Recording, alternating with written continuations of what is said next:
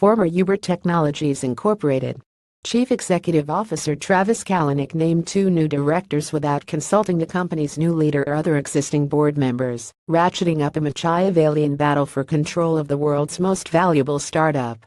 Kalanick said in an announcement late Friday that he had appointed Ursula Burns, Xerox Corporation's former CEO, and John Thain, the ex-Merrill Lynch chief, to the startup's board. Uber challenged the appointments, calling them a complete surprise. The former CEO is defending himself against a lawsuit brought by Uber's largest shareholder, Benchmark, over his authority to fill the 2 board seats.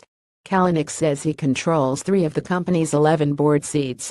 Benchmark is suing Kalanick for fraud and has asked him to relinquish control of board positions. The suit is in private arbitration.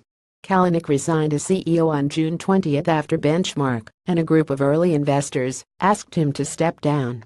Uber's board has been rife with infighting and underwent a contentious process to select former Expedia Incorporated CEO Dara Khosrowshahi as its new chief. I am appointing these seats now in light of a recent board proposal to dramatically restructure the board and significantly alter the company's voting rights, Kalanick said in a statement emailed to Bloomberg. It is therefore essential that the full board be in place for proper deliberation to occur, especially with such experienced board members as Ursula and John. Complete surprise. Uber expressed concern at Kalanick's announcement. The appointments of Ms. Burns and Mr. Thain to Uber's board of directors came as a complete surprise to Uber and its board, the company said.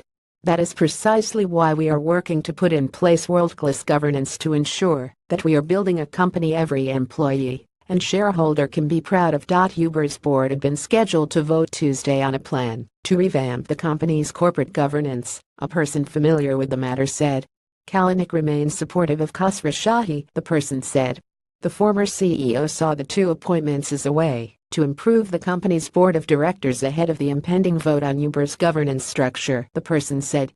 Earlier this week, a number of governance reforms drafted by the company and Goldman Sachs Group Incorporated were circulated among the board, people familiar with the matter said.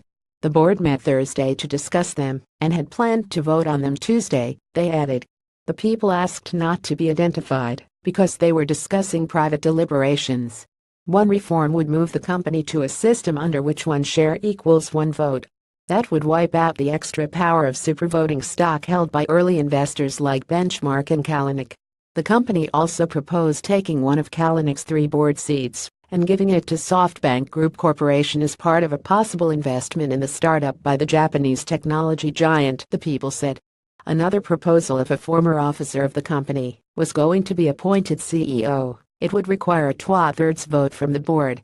That would create an immense barrier to Kalanick ever returning to a leadership position, the person said.